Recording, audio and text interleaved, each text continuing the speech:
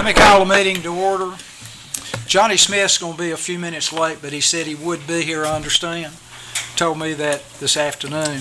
Lewis Ham's going to do the invocation and lead us in the pledge. Let's please stand. Our dear Heavenly Father, we thank you so much for this day, God. We thank you for the rain, God, that you have sent us, God. We just pray now that you would just be with this council here, God, tonight, that as they do the decisions of this city, God, and as they make the decisions and all, that they would do it decently and in order. And God, we just pray that you would just touch them tonight and help them to do what's right for the citizens of Fort Oglethorpe.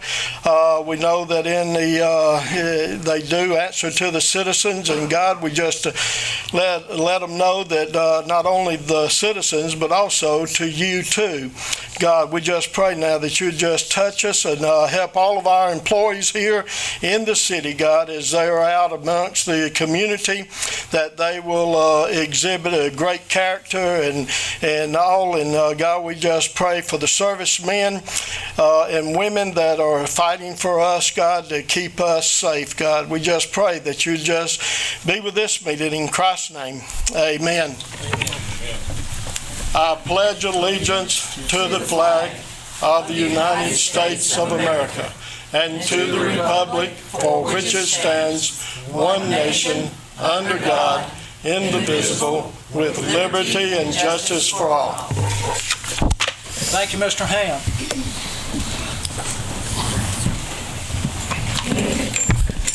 Jimmy Childs, welcome. Thank you. Glad to be here. Next item on the agenda, reading of the minutes of the previous council meeting, October 26th council meeting. If everybody's had an opportunity to review that, is there a motion to approve? Make a motion. Motion by Mr. Crawford. Second. Second by Mr. Rogers. I thought surely that's not going to die for lack of a second. Any further discussion? All those in favor say aye. Aye. Motion carried unanimous. Next item on the agenda, communications from the mayor. I'd like to welcome everybody here. I thought election's over, I thought we'd have a crowd. I thought we'd need a shoehorn to get them in. But anyway, everybody's here, welcome. The official election results, Orma Lucky, our election superintendent.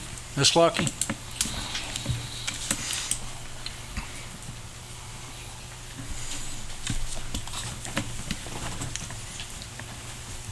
I got here before tomorrow. We had a good turnout. It wasn't as much as we thought.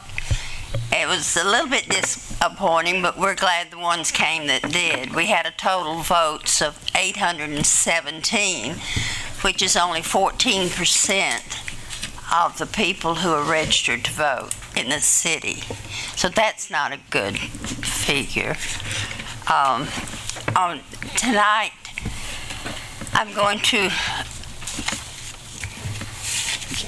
present a certificate to Mr. Childs, our newest member, and I'll read the certificate to you.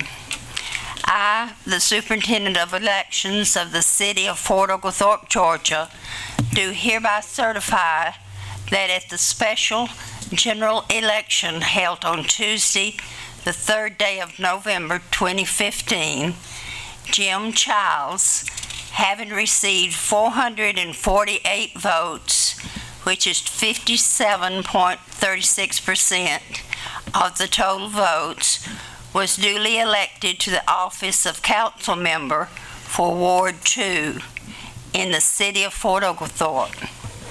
And congratulations, Mr. Childs.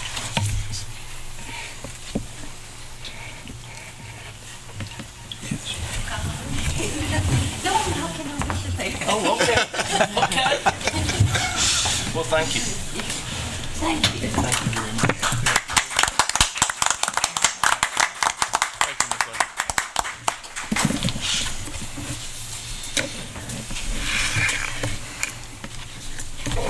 That's it.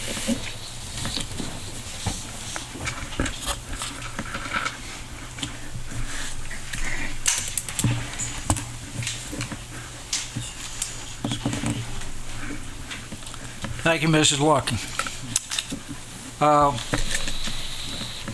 I've been here a little over 5 years, and I would like to thank all the citizens that put me here for the last 5 years and a few days, and congratulate all the people that will be taking office January 1st. Jimmy's already here. He's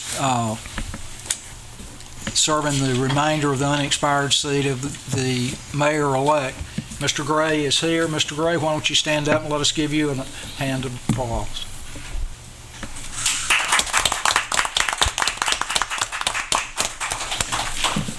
Okay, the next item on the agenda is zoning matters. We have none.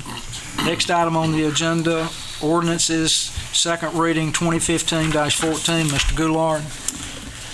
Ordinance number 2015-14, it's rezoning, be it ordained by the mayor and council of the city of Fort Oglethorpe, Georgia, and it is hereby ordained by the authority thereof that the following property owned by 2A Partners, LLC, known as 898 Battlefield Parkway, Fort Oglethorpe, Georgia 30742, is hereby rezoned to a C2 zoning.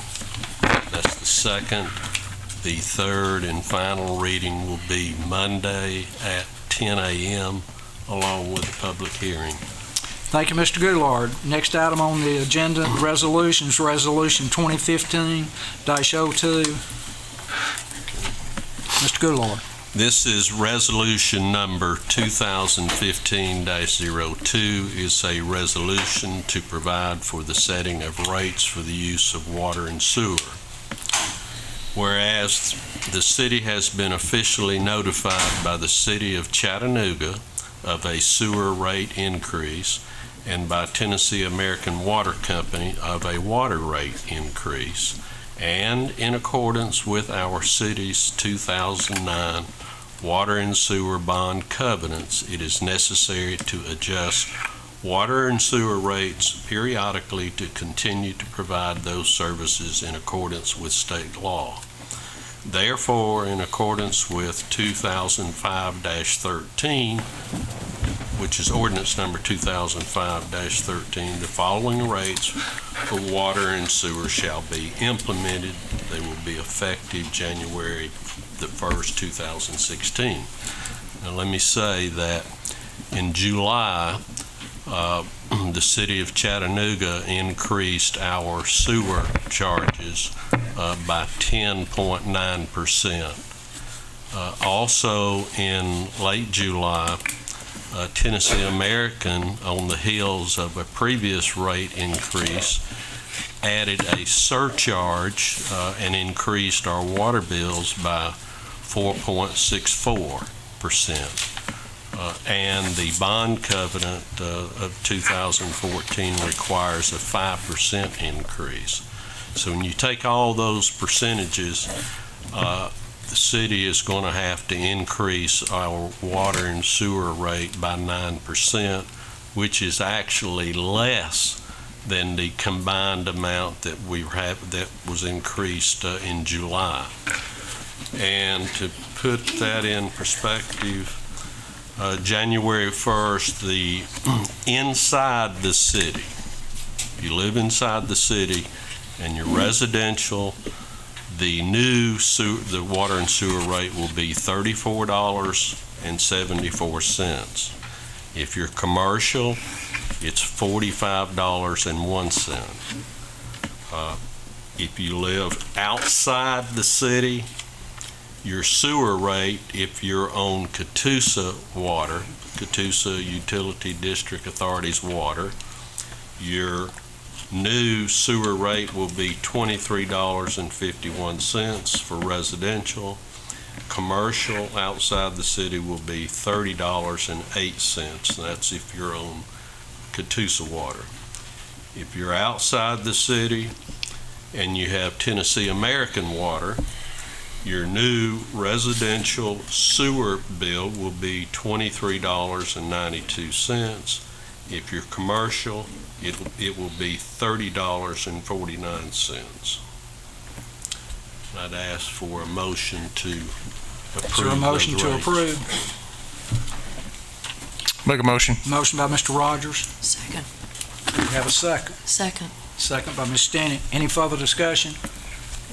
Ms. Stinnett? Yes. Mr. Childs? Yeah. Yes. Mr. Crawford? Yes. Mr. Rogers? Yes. Motion carried unanimous. Next item on the agenda, unfinished business, there is none. Reading of the city clerk of any communications, there is none. Next item on the agenda, new business, workers' comp insurance, city manager. Mr. Goulart? Yes, sir, thank you. Fortunately, I do have some good news. We've been pretty fortunate throughout the past year not to have very many on-the-job injuries, and as a result, our current carrier, which is a key risk,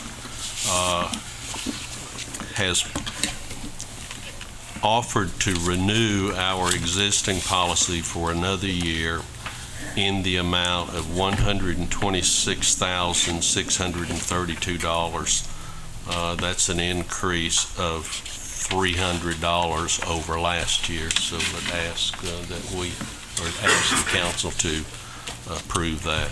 Is there a motion to approve? Make a motion. Mr. Crawford, make that motion. Yes. Need a second. I second it. Jimmy Childs, your first second. Well, $300 increase on workers' comp is pretty cheap. Any further discussion? Ms. Stinnett? Yes. Mr. Childs? Yes. Mr. Crawford? Yes. Mr. Rogers? Yes. Motion carried unanimous. Next item on the agenda, Fort Oglethorpe Housing Authority appointment ratification by city charter. On October the 21st, 2015, this mayor made a lawful appointment of Arlene Walker to the City Public Housing Authority. The mayor based that decision on a legal opinion. Ms. Long, she's going to pass out some information to you. I normally call her Linda, but since she's here, I'll just...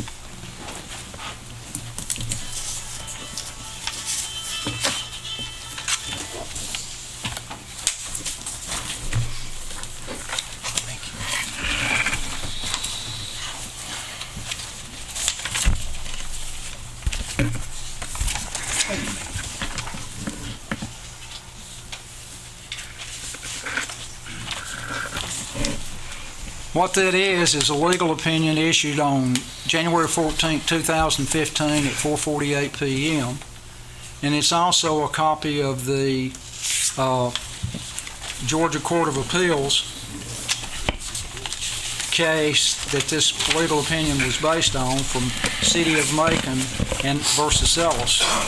And so that's what this was based on. And Arlene Walker was appointed that day. And let me read something else. According to the Director of the Public Housing Authority of Atlanta, Georgia, ADIA Holloway, the City of Fort Oglethorpe Council has no authority over the Housing Authority in Fort Oglethorpe, Georgia. The mayor makes the appointments of the commissioners. This is an appointment. It is not a nomination.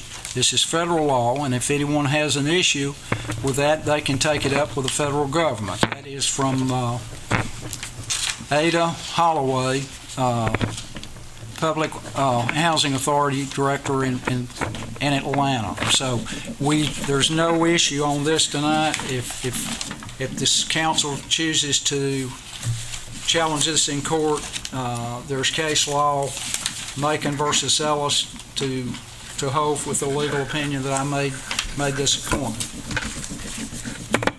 Next item on the agenda, congratulations, Mr. Walker, you're on board. Whoa, wait a minute. There's an item before the council. You can't just ignore it. Well, I have. No, you can't. I have. Well, by Robert's Rules of Order, you can't. Well, I have. Then the council can proceed with the motion. Well, then, irrespective of what you say. this mayor will not preside over a law, something that he perceives as an illegal act. Well, I understand that, Mayor, but you don't have to preside.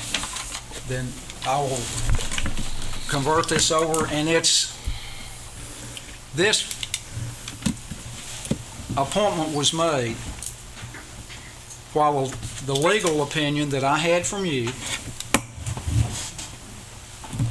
a normal prudent person would perceive that was it.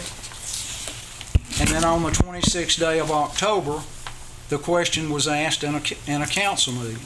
So if I need to turn the meeting over to I really think the courts need to decide this, like Macon did. Are you unable right now to proceed with handling the motion? I will not. All right, then it needs to be turned over to somebody else. Very good. Ms. Tenney. Gentlemen, the item before us is up for discussion. The document given to you by Mayor Long is dated January 14th. The ratification of the charter with the governor's stamp is dated March 20th, 2014.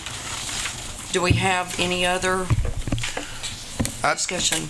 I'd like to just make a motion to table this to even further and let our city attorney maybe contact the person that the mayor had mentioned and just see,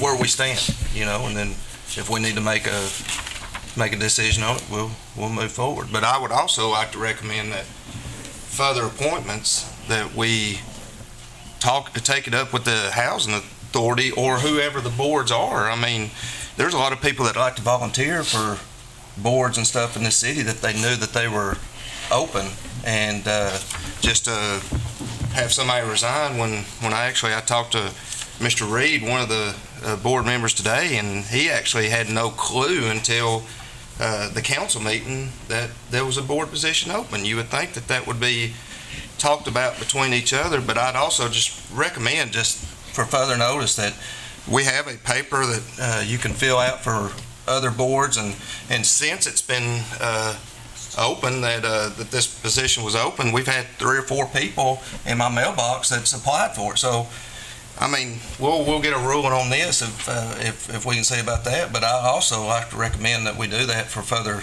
Right. Is that's a motion to table it? To table it, yes, sir. That's what that motion has to be voted. Do we have a second? Second. Mr. Rogers? Yes. Mr. Crawford? Yes. Mr. Childs? Yes. Unanimous to table. Okay. Next item on the agenda, city manager's report. Mr. Goulart. Well,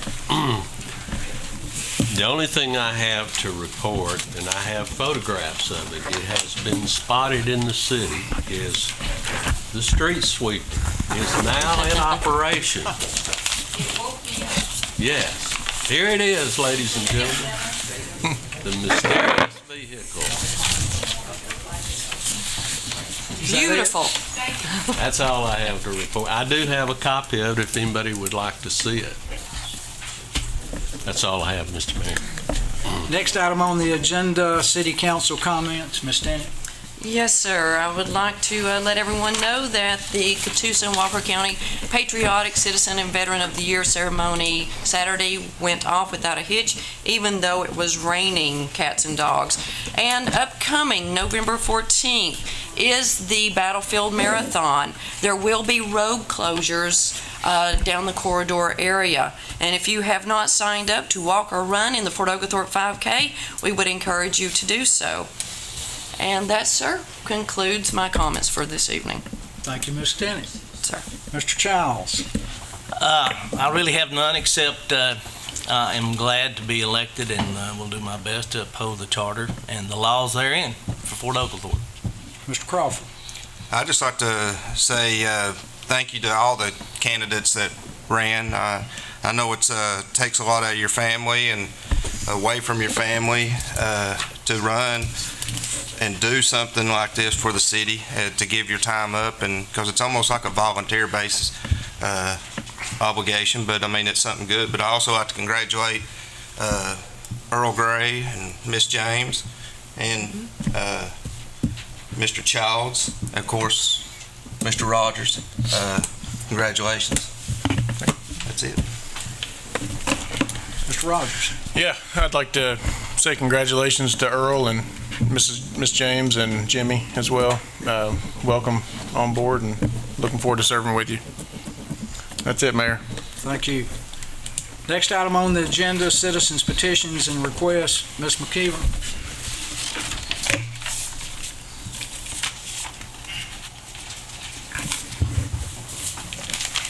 Thank you. I'm Chris McKeever tonight as the director of the 6th Cavalry Museum, and I thought that it was time to give an update. So,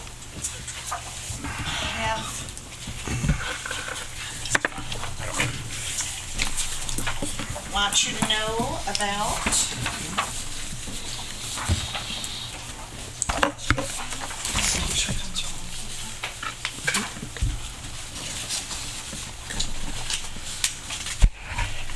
the SPLOST funding that was received through the city on behalf of the building.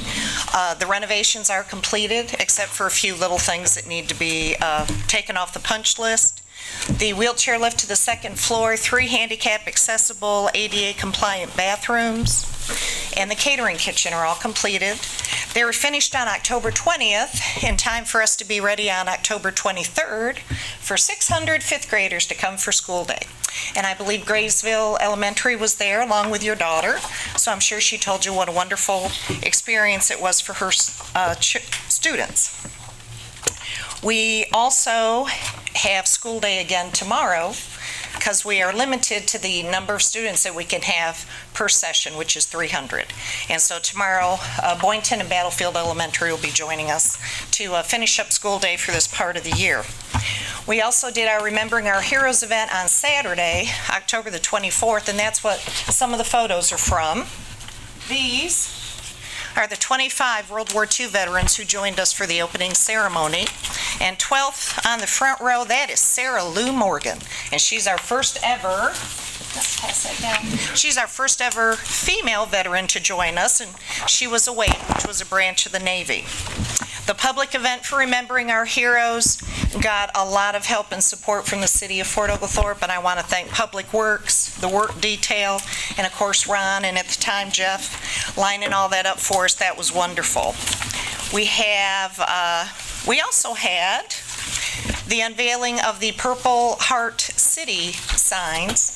That was part of our opening ceremony, and I know that Romine has the signs to put out around the city, and we're hoping that they'll be, that the rain will let off for tomorrow so that they can get some of them up. You'll see additional pictures from both the events, also the renovations. And the last letter is from Bill Evelyn, and he's the Assistant Scoutmaster, Troop 537. They came up from Athens, Georgia, spent the night in the battlefield and spent the day with us.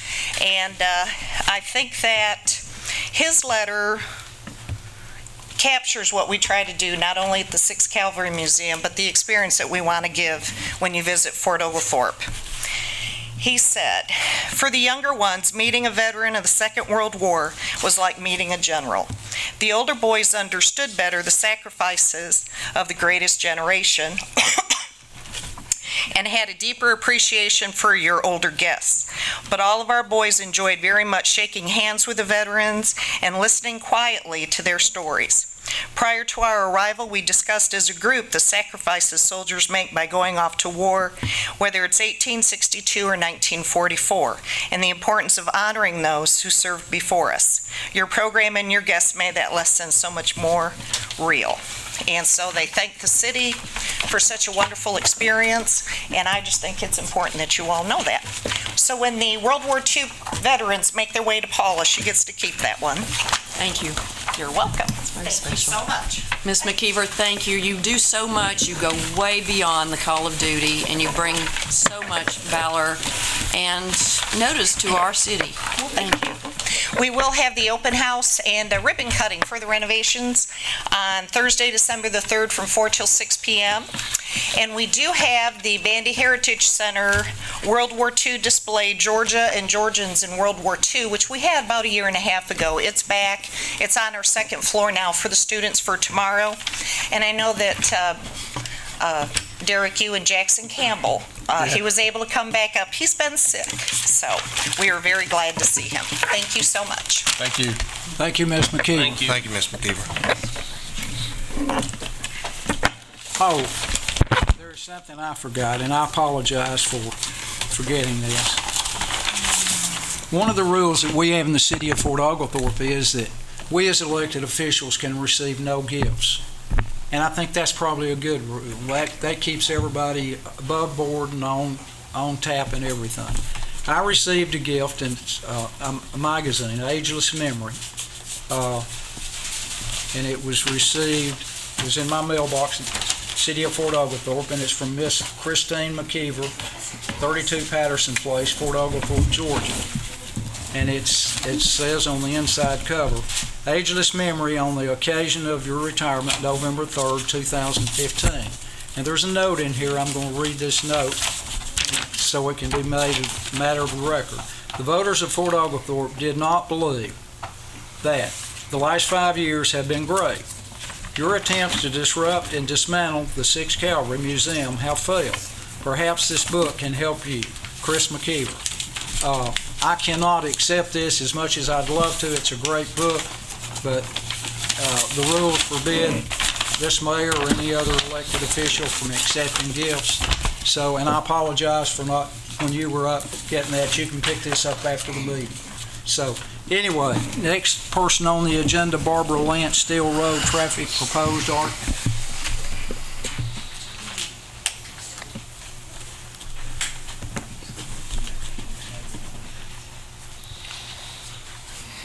Hello. Hey. Hello, Ms. Thank you very much for allowing me this privilege to present our case. I know all of you as residents of Fort Oglethorpe know where Steel Road ends into Max Smith Road, and that's a real traffic problem. To that problem, I have just recently been told that Mr. Hunt is building apartments between Applebrook and Max Smith Road, which is going to add another 40 or 50 cars to the stew. We are needing help, and we're all on the same side here. Nobody came to fight, but I do want you to be aware of the situation. Number one, we need a white street light on Max Smith Road at Steel Road.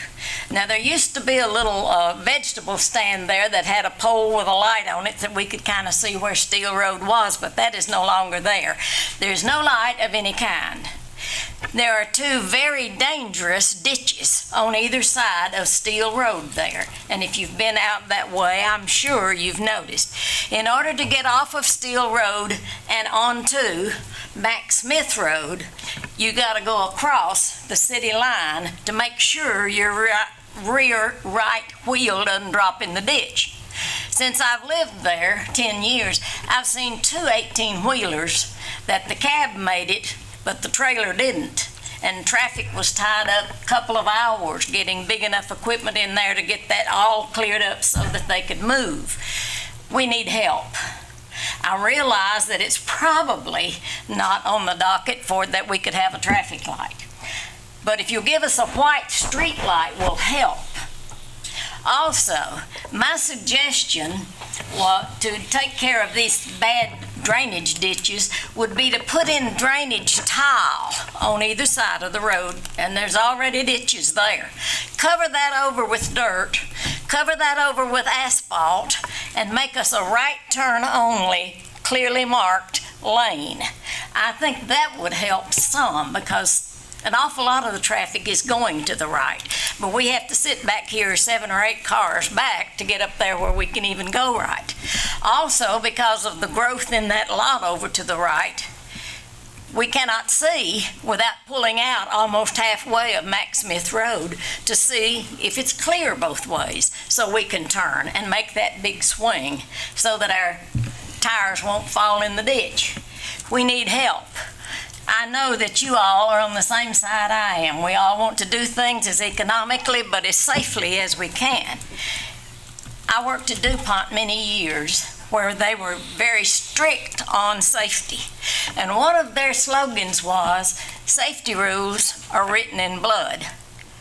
We do not want that to happen there at Steel Road and Mac Smith Road.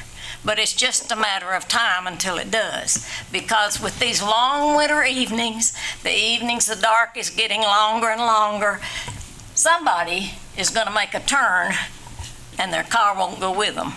So please, if we could fill in those ditches, if we could have dirt on that and put asphalt on that, and with a right turn only marked lane, I believe inexpensively, that's the only way we can go right now without overhauling the whole of Steel Road right there, and especially with new apartments coming in to add to the mix. Does anyone have any questions? You know what I'm talking about, where I'm talking about, what the problem is? Mr. Goulart, thank you for calling me last week and talking with me, but we've got a problem, and it's only going to get worse. You do have a problem, a serious problem. We do. We certainly do. And I'm sure with school buses, that's a problem right there, trying to turn on to and off of Steel Road. So we need help. Okay. Please try to help us in some way. Inexpensively, there is a power pole there on the east side of Mac Smith Road at Steel Road that you could put one white light up there that would help somewhat. But that really doesn't alleviate the problem. The problem is closing in those ditches and giving us a right turn lane. If you could do that, it would certainly help us. Thank you. Thank you. Thank you. Thank you Do you very have much. any other questions, comments? You all know what I'm talking about. We know. Thank you. Thank you. Thank She you. really does have a serious issue there. And we did look at this a year or so ago. I think Jeff Long, you looked at it, am I correct? Do you mind sharing with us what you found? One of the problems is you've got the drainage and all there, which in right-of-way is another thing for us. You'd have to purchase more right-of-way and design the intersection, and it would be to fill the ditches would be very costly, just the way that's intersection's laid out in that application. Plus, let's say Steel Road is a narrow right-of-way through there. You'd have to buy property to add lanes, another turn lane. Thank you very much, Jeff. Mr. Goulart, a traffic or street light would be a very inexpensive thing, would it not?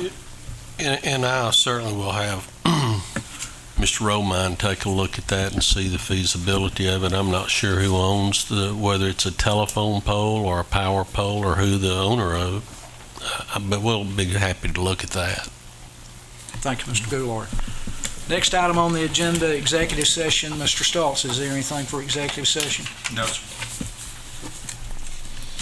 Johnny Smith's not here, so is there a motion to adjourn? Motion by Ms. Stanton. Second. Second by Mr. Crawford. All those in favor say aye. Aye. This meeting is adjourned.